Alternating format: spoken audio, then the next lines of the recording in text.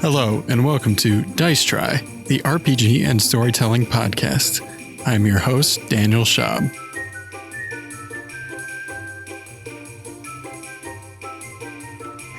So we were just talking about where Dan is in the game creating. Oh yeah, how's it all going, man? I think I'm pretty much done, aside from finishing off the character creation stuff and figuring out what'll work, so that we can sit down and actually create the characters, and that'll fill in the last few gaps of what the story will be. Awesome. Since we got to talk a lot last week about the story and stuff like that, but Paul wasn't there. Paul, did you have any questions about this new story that we're going to tell? It's going to be set in 1908 Kentucky during the Black Patch Tobacco Wars, which is tobacco growers basically became a vigilante army. There's going to be like supernatural elements and stuff like that. I mean, I remember you talking about that 2 sessions ago, and it was really interesting, but I don't have much more information beyond that. Yeah, I know one of the things you were talking about is you possibly wanting to be like either a local lawman or a local hunter originally from that area. Did you want me to send you some like Wikipedia articles and stuff like that related to Kentucky at that time period? Please, every little bit helps. I would love to do some research on that. Yeah, let me pull up Wikipedia here. Wikipedia. I got all of my witchy books. Yeah. Did you? I started one of them, which is it's more of a generic thing about how women have naturally been healers throughout history, but then modern medicine has been taken over by men. So it's less about the witchy stuff, but an interesting read, and it's tiny. And then I had no more time to read it because I started reading. Black Patch Tobacco Wars. BPT dubs. Is that what you're gonna call them? Black Patch BPT dubs. BPT dubs. You know it. You know it. What are we doing today? Well, we could either play the mouse game that I mentioned before, or we can just talk for an hour again. Well, I mean, I'm down for whatever. How's everyone feeling? I just got off an 8-hour shift at work, so I'm a little like...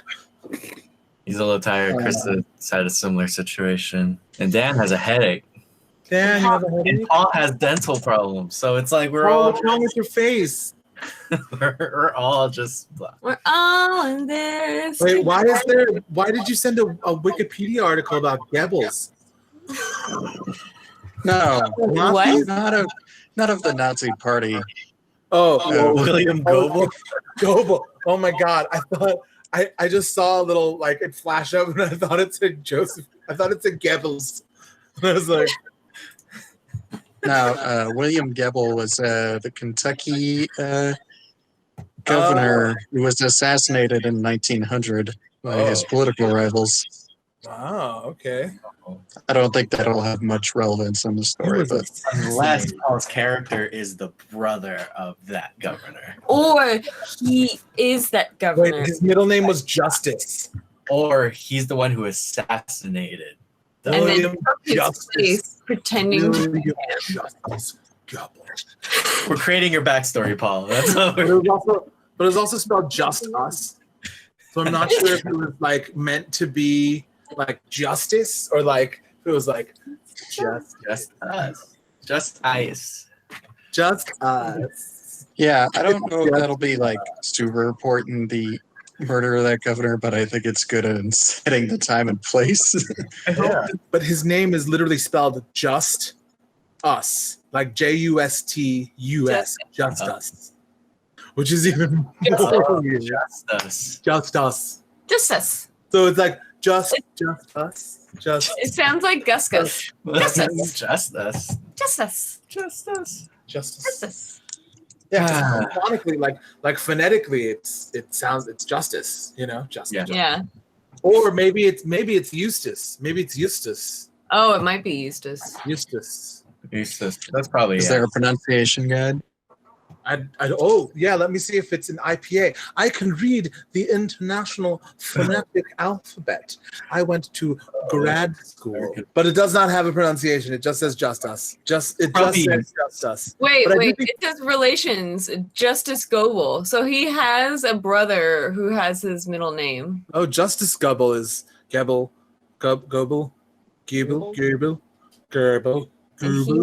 named his son Justice Jr. and then another William. So it's one of those white people. Is his The brother? cyclical rebirth of familial names. Yeah. His That'd be so dad was named confusing. Wilhelm, and his mom was Augusta. They are a family. Yeah, I didn't think of that. I need an old-timey name. Old-timey wishy name. Yep. Maybe I'll find one in those other books. Yeah. I mean, you could just do what I did, and I had a podcast on in the background while I was writing, and I started stealing names from that podcast of like real people. Yeah. There's definitely a character named after The Undertaker. Yes. So it was a WWE podcast. That's what you're Yes, saying. it was. Professional wrestling podcast is what you're saying. Good to know. Mhm. And if you happen to know The Undertaker's real name, good for you. I think I used to, but I don't anymore. I mean, you were a big Chris Jericho fan, right? You had a crush on him when you were a kid? No, my best friend did. She had the Oh, biggest Oh, my favorite thing so far that I've seen, one of my favorite things I've seen on Twitch about Ghost is, so there's a move that Dice does, that Jin Sakai, the Ghost of Tsushima, does, that is basically like a little hurricane kick, kind of. He does like a little swoopy throat kick that launches a character, and that I believe was a Chris Jericho signature move for a while. That's Shawn Michaels had the super kick for a long Shawn time. Michaels, maybe it was Shawn Michaels. Maybe I'm mixing up my WWE. What is this? Is it the double K? I don't know. What is it? I don't watch wrestling. I've only watched it once. Oh, yeah, that's true. I filmed it for everyone. That's true. I forgot about that. Do you want to open this episode up? Oh yeah, it was Shawn Michaels. Okay, yeah. I'm getting confused because it is his. Hello, and welcome to this episode of Dice Try. My name is Daniel Schaub. I am your host and GM. I'm here with all my players, Crista Llewellyn, Earl Kim, Paul Dixon, and our audio engineer, GTM. Gee, thanks, Ma. How many of these are related to mothers? I feel like there's a bunch. I don't write them down. What do you think I am, a sociopath? I know. I would imagine that you sit in your apartment and you just for hours think of different names. There are 10,000 words you've been writing, or all There's a different notebook versions full of them. GTM. Legitimately, if I'd been doing that, I think a lot of them would be funnier than they actually are. You should just keep a little pocket notebook, and anytime one pops into your head, you. Yeah. Yeah, I should. Oh my goodness. Sleep paralysis would be terrifying. I've had it happen a couple times, and Oof. Yeah. I hate it. And it's really weird because I haven't had it happen recently, but like I remember when it would happen when I was a kid, and it would be that thing where I don't know if anyone else ever has done this, but like you make like tiny bargains with God. Like it's like you're just in this like I need to breathe. If I could just everything becomes so impossible to do. So it's just like, oh my God, please just let me do something. And you just sit there for like what feels like an eternity, like trying to like move. And then I don't know. Whenever I get sleep paralysis, there's also like this inevitable doom feeling of like something being in the same room, like literally arms width adjacent, that like is going to kill me. Yeah. That's That's thing, a right? that's That a. there's like a demon in the corner of your room. Yes, exactly. Like for the longest time, like when I was a kid, like I didn't know it was a thing that happened to people. Yeah. Also because like I would never talk about shit like that with my parents. Like, you know, like they would be like, you're cursed.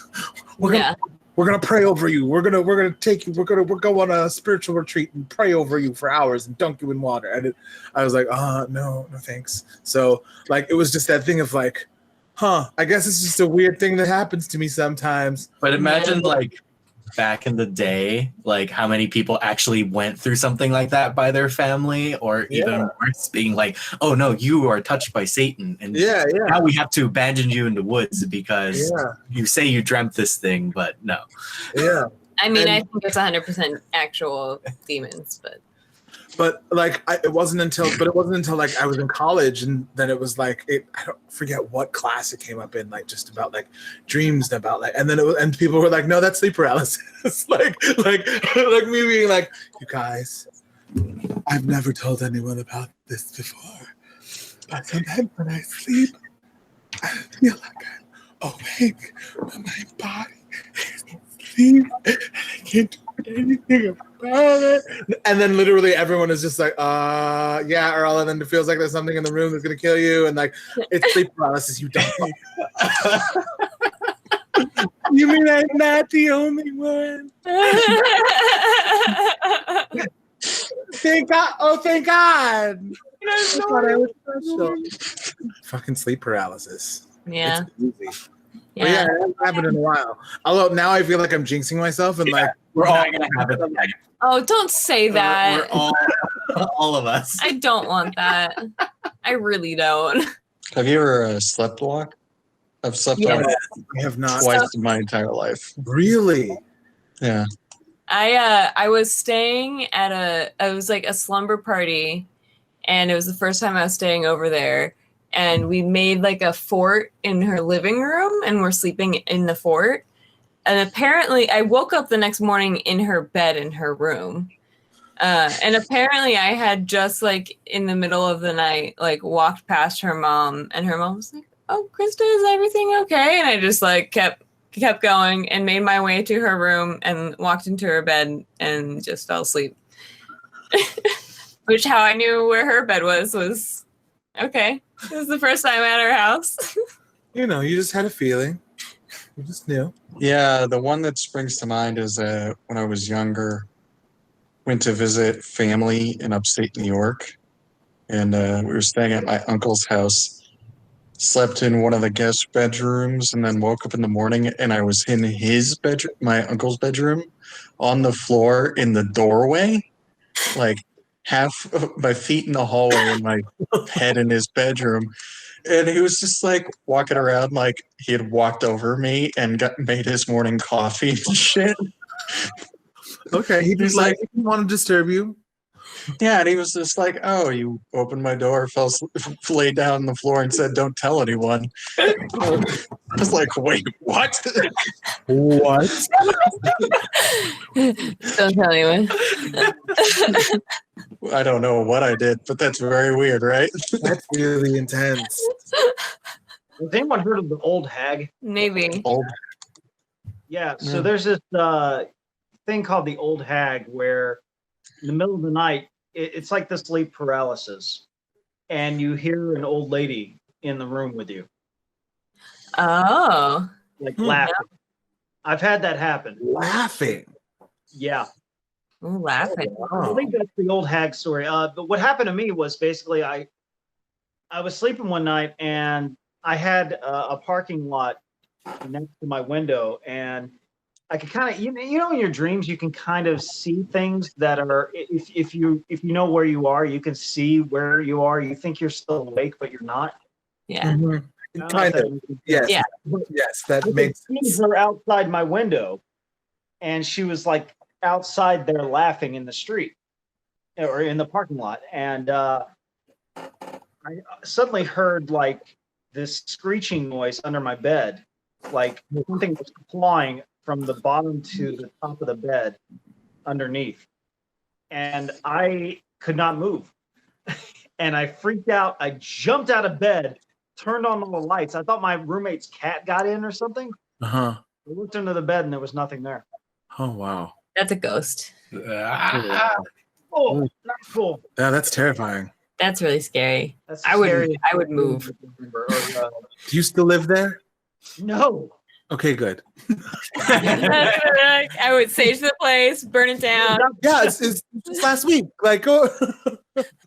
No, it's not. And then we just hear a screeching noise. Yeah. A hand pops out from behind. Oh my god, no. I used to sleep talk a lot and sleepwalk. The one I remember, because my parents always remind me, is I was like mumbling in my sleep. So my parents were still awake, so they heard me. And I was like a little kid. And out of nowhere, I just sat up in my bed, eyes open, and was just like, I'm going to go kill the baby. And then fell back to sleep. Wait a minute. Aren't you an only child? Yeah. Have you always been an only child? Oh my gosh. Yeah. That's terrifying. Kids and sleep, or just like sleeping in general. My parents thought it was hilarious. They just laughed. They were like, what? Okay. They're there. Because they're good. Yeah. Man, that is weird. Good episode of Dice Try. I'm so happy how this turned out.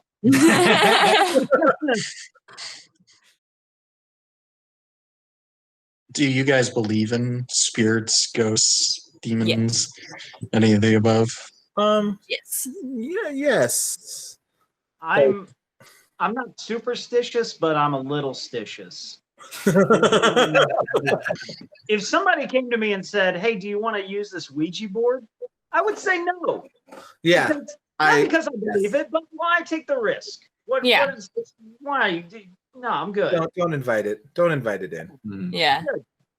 I think I feel like I'm believing it to the point where like I believe that there are malicious forces in this world that would do harm, that are bigger than our perception. Yeah. That are bigger than my control or power. Yeah, I think the names itself are a way of understanding things. And I with my belief system, it's I believe in those things, but I also have like a healthy suspicion over everything, and I'm like, it could be not that, and that's totally cool too. And that would, if there's another explanation for it that isn't ghosts or demons, that's cool. But for right now, I think it's ghosts and demons, and that's just me. Yeah. Everyone else, I don't really care. I feel like for me, it's more about like it's not a specific named like like I don't attribute myself to any sort of pantheon or understanding of, or like categorization of like this is how demons work. Like like I don't believe in that sort of criteria or analysis, but I've been in enough situations where been around evil. And that sounds, I don't know if that sounds like super dramatic, but like I feel like I've experienced it and enough to realize that it's more than just a person being angry or something going wrong, Do you guys believe in like urban legend monsters like the New Jersey Devil, the Yeti, any La Llorona? Yeah. Well, I think there are some that are more rooted in credence than others. I don't think I believe in a jackalope, but I think I believe like a chupacabra. I just listened to a podcast about chupacabra. I didn't realize it started in Puerto Rico. Yeah. Oh, really?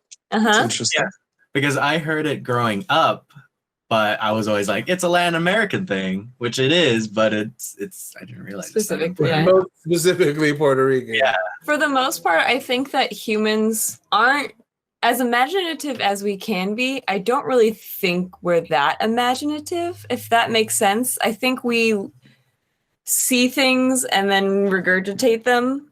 I mean, like that's why dragons exist. Yeah. Our understanding of dragons is someone fucking back in the day finding a dinosaur. Yeah. Going, dragon. They must have been like this long, flew and which again, perfect. Like not ragging on that guy too much, because based off of the evidence that you have and the world around you and the things that you've observed, that is a clearly astute observation to make. Like but now we know, like for the most part, it's probably dinosaurs. It's again just people trying to make sense of things, and so they put their own understanding of things. Or what fascinates me is the thought of like legends that have been around for millennia that were based off actual prehistoric creatures that maybe it was the last semblance of it, like the Loch Ness Monster was probably some dinosaur, the last of its kind that was able to somehow survive in these areas, and you will never see it again. That's why no one's really ever seen the monster again. But it's almost like the descriptions of it were accurate for the time because it was something that no one would actually ever see again. Do you believe certain extinct species are still actually out there? Like every couple of years, somebody claims, "Oh, I saw a Tasmanian tiger," or I mean, there is that video that came out recently of a Tasmanian tiger, I believe. That's just a 4K restoration of the original footage from 1937 or whatever. Yeah. Okay. Because I remember seeing a Tasmanian tiger thing, and I was like, oh my gosh, look at them. The big old mouths. But if it was like a Jurassic Park situation, I wouldn't be down with it because we all saw how that went. If they were at a Jurassic Park, an extinct species, what would you want them to bring back? Kiwis. Or wait, no, what's the one that's extinct? What's that little weird bird? Dodos. Yeah. Auks. What? AWK. It's a type of bird. Rhinos. Fucking, we don't have rhinos. They're gone now. The last white rhino was poached and I think killed. Oh, the last male one, yeah. Yeah, the last male one. So like, there's no possibility for more rhinos. I really hate humans. Yeah. Yeah. I mean, other than the ones that are currently in captivity, there are no more. Yeah. There are no more wild. Well, it's like rhinos, 4 different species of tiger, Tasmanian tigers, have all gone extinct within the past century because of human influence. Are there any birds that have gone extinct? I mean, the dodos. Dodos. Why did the dodo go extinct? Was it just too weird of a bird? They were delicious. They're not afraid of humans, so they don't fly away when people were catching them and killing them. Well, they can't fly, right? I thought they couldn't fly. I thought they just had like. I think they can flutter. Like they could probably, if they wanted to get away, they probably would have. If they knew it was good for them, they probably would have gotten away. But they just don't. They just don't. I don't know. I love it. But yeah, just within the past 100 years, there were tigers on Bali, Java, all these different places now went extinct. There were tigers even in Europe. Have you guys heard of the Beast of Jeduvan? Back during the 18th century, before the French Revolution, there was a creature that killed over 100 people in France. In specific regions. That people thought maybe. Well, people thought it was a werewolf. Generally, there's 3 different theories on what it could have been, which was a lion from Africa, a large wolf, or a tiger, a European tiger. I can't remember the exact species. A serial killer? Well, a hunter did kill a wolf, and when he opened it up and cleaned the carcass, he found human remains within inside. So, and then the killing stopped after that. So, well. I mean, I'm sure that had to do with some of them. It couldn't have done all 100 of the people, you think? Maybe. I don't know. A tiger in India killed 400 people. So. What? Oh, I heard about that tiger. The Champawat tiger is projected to have killed 431 people or something like that. Wow. Between the years of 1899 to 1907.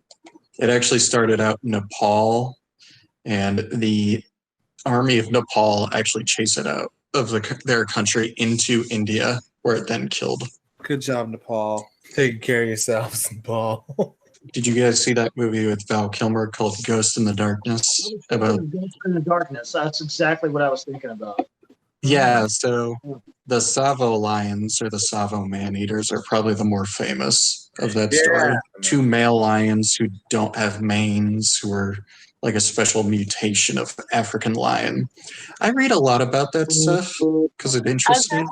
I was gonna say you should have a podcast that's just Dan has facts. Dan facts. About man eaters. Yeah. About random stuff. Watch out, boy, she'll chew you up. Maybe that's what that guy will become. Man eater. But if you guys are interested about that stuff, you could read about Jim Corbett, who was a British man born in India who hunted tigers for the government, specifically man-eaters. And then John Henry Patterson was the name of the Irish engineer who hunted down the Savile lions. And he wrote a book about that. Although it's generally agreed that John Henry Patterson, made up a lot of facts in his book. How many people the lions ate. Oh, exaggerations. Yeah. It was just like a leg. No one died. It was just the lions ate 100 legs. He said the Savile lions killed like 150 people, but I think according to the research, it's more like 30 or 40, which is still a lot. Large cats usually don't attack people unless they either A, don't have food or injured in some way, so they can't hunt their normal prey. Oh. The Savile lions had a specific mutation/growth deficiency in which some of their teeth were impacted, so they couldn't clamp their jaws down on gazelle and stuff like that, from what I remember. So humans were easier. Yeah, humans are easier prey. But it's not the preferred meat. No, because we have to. Human meat doesn't actually have that much protein. Tigers. And the Champawat tiger had been hit in the jaw with a bullet that bounced off its jaw, and it had a fractured jawline.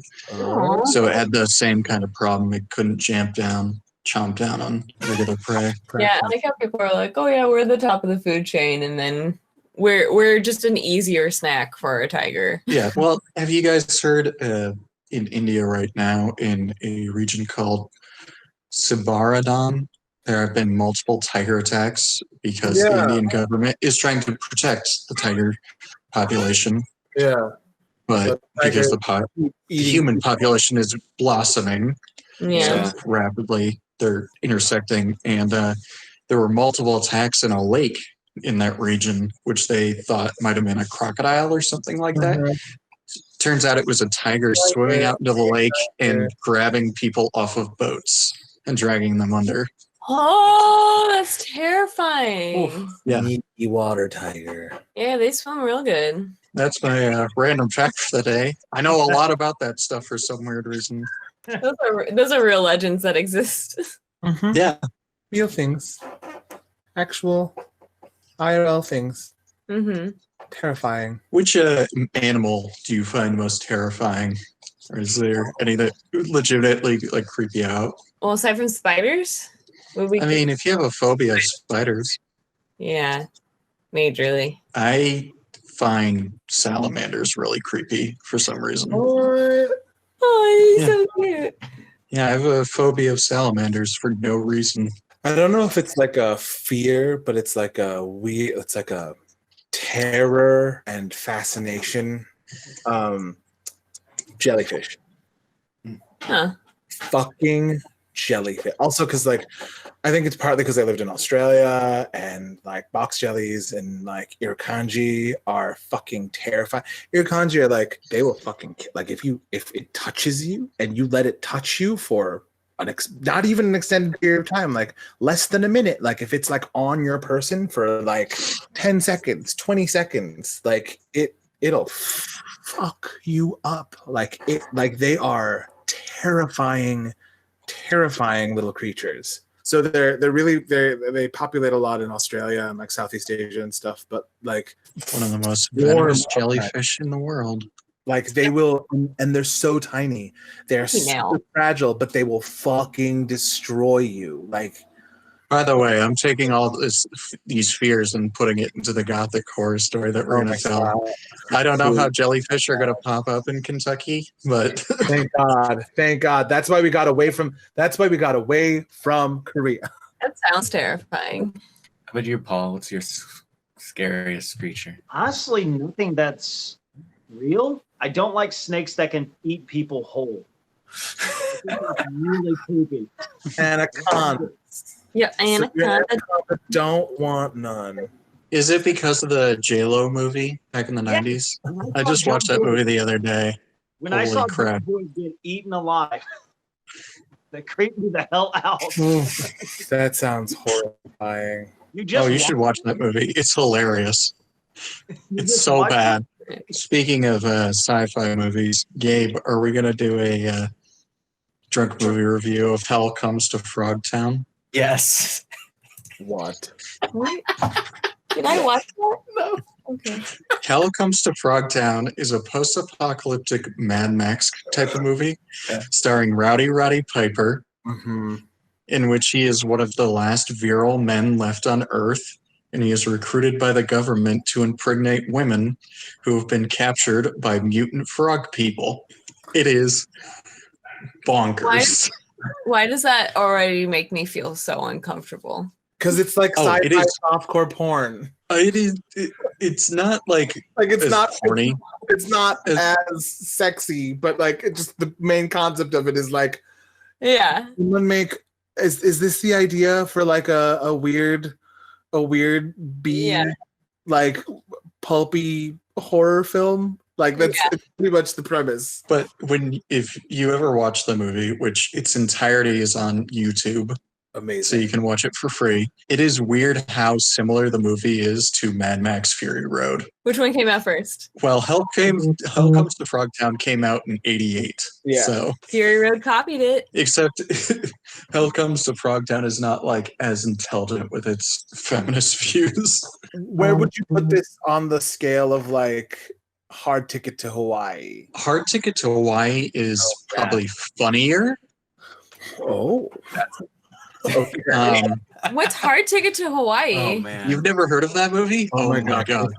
Okay, Hard Ticket to Hawaii is essentially a softcore porn, but it's about two large busted helicopter rangers in Hawaii who are trying to save the day and rescue / prevent a radioactive snake from infiltrating Hawaii, among other things. The Boobalicious agents are trying to stop a drug deal that's going on in Hawaii, and the snake just randomly pops up in different scenes to bite people on the face. Just a variable. Glenn the snake is just a variable. Yeah. Yes, and the snake is played by a man's arm. Yes, you told me that. Like in a sock and like I remember made up badly. It is so amazing. And it's radioactive. But yeah, I think both the actresses in it were like Playboy playmates or something. At some point, yeah, I think that was one of their things. And then the director like had too much money / like kept getting money because he was like Hard Ticket was supposed to be his like magnum opus of like I'm never doing another episode of the Red Shoe Diaries again. I'm doing real films. Like I've been on those shoots. I've been on those types of shoots. Yeah, we need to figure out who's going to watch Hell Comes to Frogtown with me. Yeah. I think it would be interesting to do it with a female co-host. Yeah, that might be. Because we need to talk about the sexual politics of the movie for sure. Real problematic. Not to bring it down, but I was playing the game last night and I got to the section where Norio is talking about when his brother got in the way to save him and got killed instead, and I definitely started to cry. You were so good in that game, Earl. Yes. Stop it, you guys. You're a good actor. And like, I mean, that whole sequence, like, it's I feel really lucky that I got to do something so I don't know, emotionally deep / complicated and weird. Like, I don't know. This game has been really, really a blessing. The whole time I was recording that whole section, like I'd be like, I'd like get out of recording and like text my brother and be like, I love you. And then he'd be like, what the fuck? I can't talk about it. Yeah. Well, yeah, it'd be sort of just this, oh no, it's fine. And then he'd like call me and be like, what happened? Are you okay? I'm like, no, it's fine. I'm fine. Just acting. I'm just acting and it's pretty full of feelings. I just want to tell you in case you doubted it or didn't. Anyways, I gotta go. I gotta drive. Okay, bye. Do you have a PS4, Paul? Yeah, we gotta get Paul a copy. Paul, do you have a PS4? I do. No. I would love a copy.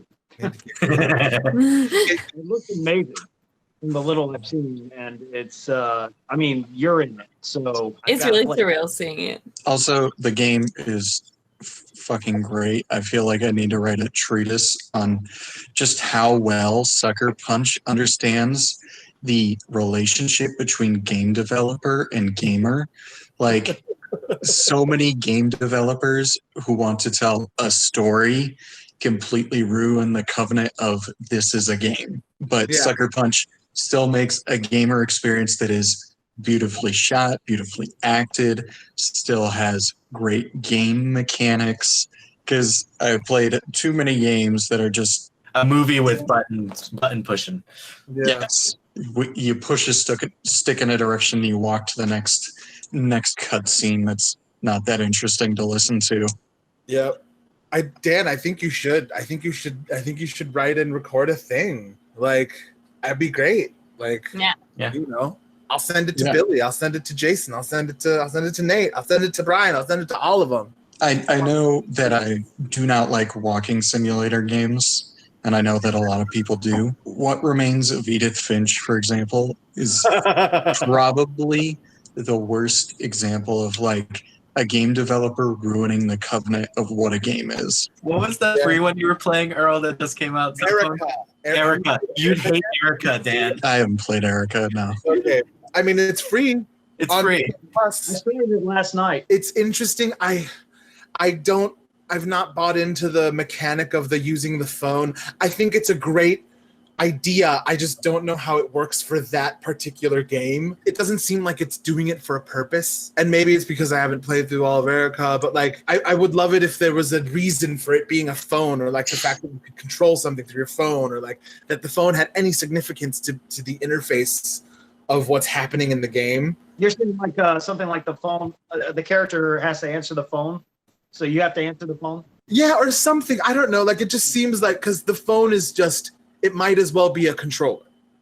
Like, there's no, it doesn't need to be a phone, but it just so happens to be that you're using your phone to control it. Recently, it seems like the gaming industry can't figure out what it wants, or is at this interesting, like, point of juxtaposition where, oh, I want this immersive cinematic story, and I want, these big cutscenes and these grand set pieces and all this stuff, but then at the same time it's like, well, but what about the actual mechanics of what makes the game an enjoyable game?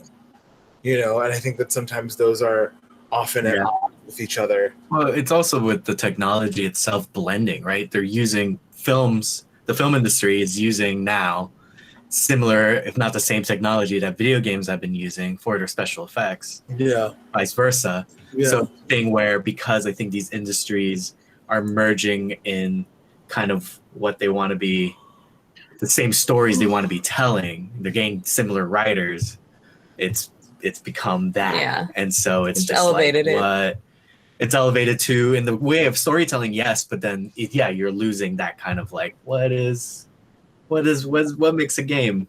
Yeah. Yeah. But I think this game does a good like, and that's what we've noticed, is that like it's a really beautiful blend that very few AAA titles have done recently. So also, I could spend like just 5 minutes talking about the camera direction and the cutscenes and how well they understand the importance of a close-up. I'm being so creative just in the photo mode. Like, it's incredible. Like, the range you have on this is just like, what? Yeah, those are something that you need to have Earl send the game developers to all the Rad photos. Speaking of ghost and samurai films, Earl, were there any samurai films or characters from samurai films that kind of inspired your performance in Ghost of Tsushima? Well, that's interesting you ask. So when we received like our sort of character breakdowns, I guess, there were a couple of different character amalgams, I guess, that we were presented with. And two of mine for Norio include Kikuchiyo from Seven Samurai. Played by Toshiko Mifune. He's like the big mouth, brash, and it's really interesting because I think Norio is not this character in a lot of ways, but then at the same time, I think that there's a lot of things sort of in this character that end up manifesting in Norio in different ways. The two characters that I had in one of my sheets describing Norio was Kikuchiyo meets Hurley from Lost. Oh, really? Yeah, which is an interesting amalgam. And I've watched Lost. I had problems sticking with Lost, and then the island started moving, and then it just lost me. If you were going to recommend a film as a companion piece to watch along with Ghost of Tsushima. Oh, okay. I think there's actually a couple of different tiers that we have to look at. We have Yojimbo. There are a lot of parallels that we can make. Then Lone Wolf and Cub, as not a film exactly. I mean, the film as well, but like just sort of everything that the Lone Wolf and Cub story encapsulates, like the graphic novels and just all of it. I think that whole world is another prime inspiration point. I would say Ran For sure. is another film, and I would say Ran is also really sort of significant for its use of color and the impact that it's had on the game. Because I think there's a lot of shots that are specifically just like, oh, this is very, very clearly inspired by XYZ shots from. I think there's certainly also a Zatayoshi. Oh, I mean, absolutely. I mean, Zatayoshi, of course. Like, yeah, like absolutely. I mean, really, one of the things that I love about this game that it is this rolling amalgam. Gets to wear the clothes of all of these other films at times, in moments, in duels, in scenes, in storylines and arcs. Like it tries to give you this like as broad of a stroke through this like, I don't know, pastiche of samurai films, and not in a pastiche way, but you know what I mean? Like just in like trying to give you that full breadth. Yeah, and I don't necessarily think like pastiche is a negative connotation to put on something, because a pastiche isn't by its very nature a parody. It's just a collection of the tropes that you've seen before in one place. Mm-hmm. Yeah, I feel like the pastiching is done in such a well thought out and intentional way. Yeah, I can't help but marvel at it and admire it, because it I feel like comes from a place of true care. I don't know, lately I've been getting, because I do this to myself, like reading about like, discourse about Ghost of Tsushima, and like criticism and like cultural analysis about like this game. In following some of the discourse that's come out about the game, some of the overwhelming opinions have just been about how pastiches, I guess, are just that, or people think that they're just flat imitation of trying to make, Kurosawa mode, and how like offensive that is, and how like, it doesn't even begin to scratch the surface of how significant Kurosawa films are, and rah, and it just seems unimportant. I don't know, a lot of this discourse feels really, I don't know, kind of shitty. I think one of the biggest thing that frustrates me in reading a lot of these criticisms of the game about how like, it supports Japanese nationalism and the way of like the samurai and bushido code is like, you know, was used by the equivalent of the Japanese alt-right to promote Japanese nationalistic theory and all this stuff. And to those people, I'm just like, I think you need to play the game more. Yes, because like in a way, Bushido and the honor code is being used almost like, maybe I'm reading way too much into it, but it's being used as a metaphor for toxic masculinity. Yes. Yeah. Yes. And exactly. I think that's one of the things that's really being missed in that discourse, is that this game actually has quite a bit to say about sexual politics. Yes. I mean, in the mere fact that like you have a female samurai as part of the story, who's, you know, again, wonderful. Masako, played by the inimical Lauren Tom. And then you have Yuna, like this sort of, I mean, as well as like the conversations that are actually happening about class and about sort of the established societal system that exists as Jin is a samurai. Like, I even had this moment, I was reading this article that someone was reading and talking about like, well, it doesn't seem like it addresses any of these issues like in a way that reflects the sort of world we live in, where we're, you know, grappling with class and race and all these things. And I'm just like, I'm pretty sure my character literally has a conversation about class with Lord Sakai, about the way we look at the world being different because of where we've come from, and him having, and I'm just like, I don't think did you play the game? And the fact that Masako starts to adopt classically samurai attitude and becomes a kind of a worse person because of it. Yes. Like that is so important to the topic of conversation of the movie. I mean, all those characters, you have the old, like, the kind of Masako, Sensei Ishikawa, who, like, as you progress through their stories, it shows how the old fashioned, that old way of, I have to finish this task, but I have to do it in the way that I've known. And you start seeing how they kind of become, like what you're saying, more monster, like more like the worse off mentally. And then Jin's the one guy who's just like, but this is right. Should we be doing this? Yeah.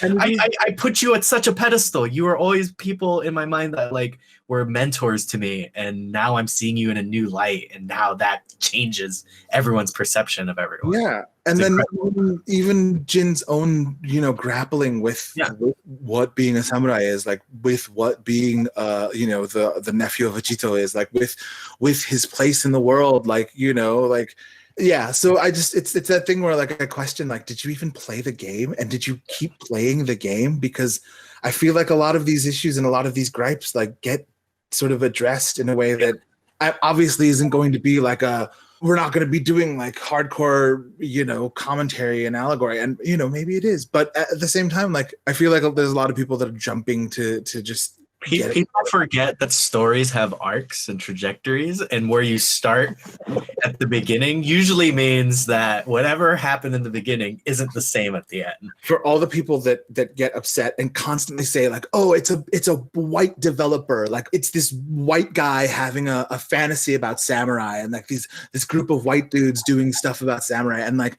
it really fucking pisses me off because it discounts all of the hard work that actual Japanese people, Japanese American people, Asian American people who were on these teams, in dev teams, in production, like in pretty much every single level, on top of the fact that there was a whole team from Japan Studio that was guiding and helping steer the ship. Like, it discounts all of the work that those people have done, and it fills me with fucking fury.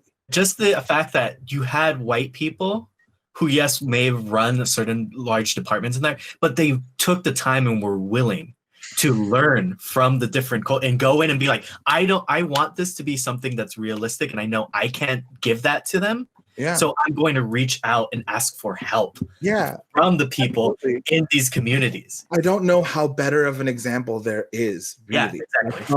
Like I don't want to be like, oh, he thinks that way because he worked on the game. But like, to be completely honest, like the way that everyone at Sucker Punch went about sort of piecing this story together was constantly of asking,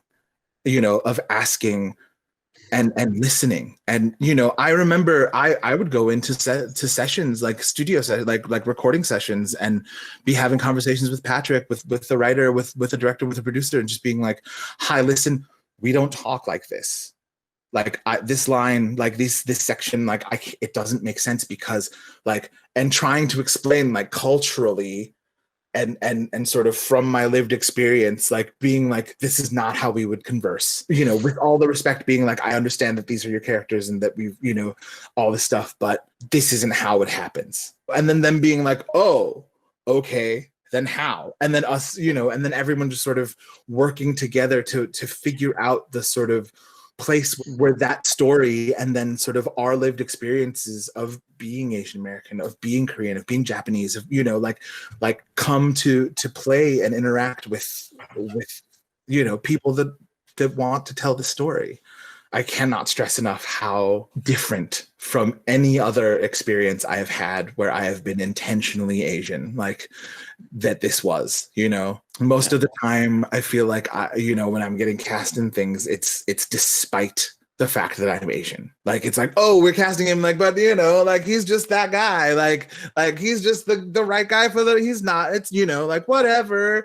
And it's this weird thing of like, yes, I should be happy about things being colorblind, but at the same time, like, it doesn't acknowledge sort of who and what I am in that sort of genetic level. And then sort of being in this project where that was what was needed and welcome and, was respected. I have nothing to say but love and gratitude about how this project worked. A lot of people are worried about cultural appropriation, which they should be. But yeah. I think it's quite obvious from the conversation that we have that the developers at Sucker Punch and their team weren't appropriating culture. They were educating themselves on the culture in order to tell the story in the most appropriate way possible. Yeah, I think so. And I think it's also, like, if you think about the audience, yes, understanding that there will be a large percentage of people who are super weeby and into the subject of samurai films, of Kurosawa, and all this stuff. But at the same time, understanding that the game is also trying to introduce those things to people who may never have had any experience with samurai film. If playing this game of this cool guy, like hacking and slashing and doing all this stuff, means someone is going to go watch a Kurosawa film, that fills me with joy. Like if a thing that I worked on means that someone will further be curious and want to learn more and want to see the things that inspired this thing, like, fuck yeah. I think that means you're doing your fucking job well. Well, I think we've been recording for well over an hour.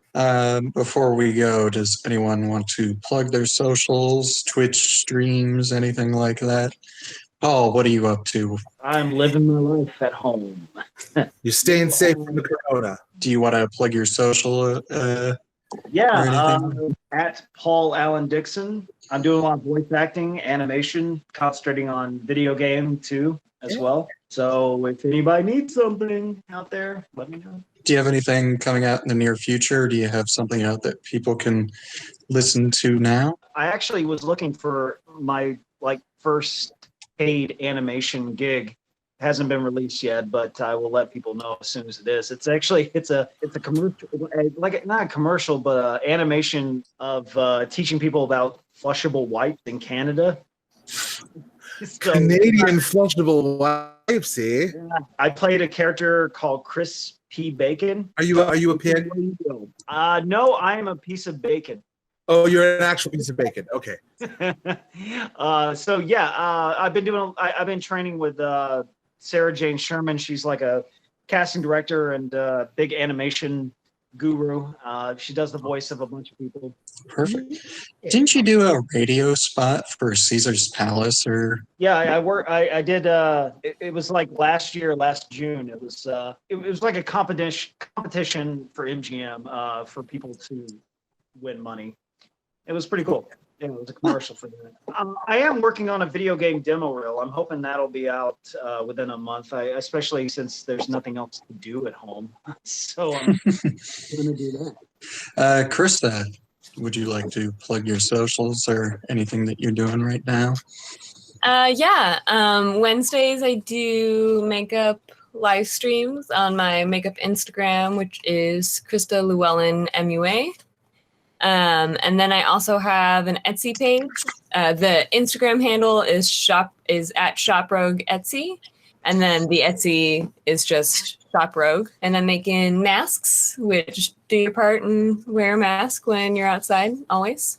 And like makeup brush rolls and mats. And I also have some like hands and hand painted patches and things like that. Earl, what are your socials? What are you doing? I am doing some Twitch streaming of the game. If you are all on Twitch, come watch and hang out. My handle is earlofsammitch with a T, so it's MITCH. So it's EARLOFSAMMITCH. For some reason, someone took what I normally use without the T, just Earl of Sandwich, was taken. Whoever you are. So catch me on Twitch. I'll be streaming. Dice, who plays Jin Sakai, will be streaming from 7 to 11 pretty much every night, I think, during the week. That's his sort of plan. And I'll be doing like a couple hours before then because I don't want to take away viewers from my boy. I'll probably be around 5 to 7, maybe 4:30 to 7, maybe 4:20 to 7. So I'll be on there, and then I'm accessible on Twitter at Earl of Sammitch without the T, just regular MMICH. All the socials. Come find me. Let's hang out. Let's have a chat. If anyone has Norio and Jin fan fiction and or fan art, my DMs are always open. I want to see that fan art. GTM, what's going on? I actually just finished a project I've been working on for like at least a year.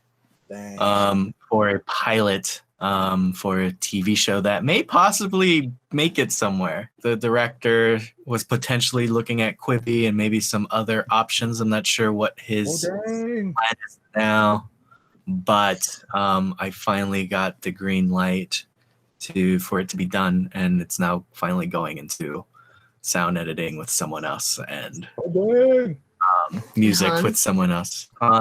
We talked about it a little bit last week. Just keep plugging it. It's a short film that me and Earl Kim made back in end of 2016, early 2017. We did the festival circuit, but it's finally on Amazon Prime. You can find it there. It's called Han, H-A-N. It's really beautiful, and it's, it has talented folks working on it, like all of us. Yeah. We've already got like almost 500 minutes of viewing, of streaming. Do we? That's right. Yeah. So that's pretty exciting. That's awesome. But yeah. Well, GTM, what are your socials if people want to hit you up out there? You can find me on Instagram at gtoya.melendez. I have a Twitter at Japarican1. What about you, Dan? Oh, well, thank you for asking. I am at Hemingway Light on Instagram and Twitter. Mostly these days on Instagram, I'm just posting beautiful pictures that I take in Ghost of Tsushima. Yeah, that's what I'm doing too. Posting a bunch of photos. But yeah, you can follow me on there. I'm working on something that might come down the pipeline in the future, but I don't want to say what it is yet. I will let you know as it gets closer. But thank you all for listening to this episode of Dice Try, another casual conversation, and we will talk with you later. Thank you for listening to Dice Try. I'm your host, Daniel Schaub. And this episode's cast has included Paul Dixon, Earl Kim, and Crista Llewellyn. This production has been edited by Gabriel Toya-Melendez with special music provided by Glenn Davis. Please follow us on Instagram, Twitter, and Facebook at Dice Try Podcast. And while you're there, don't forget to subscribe and review.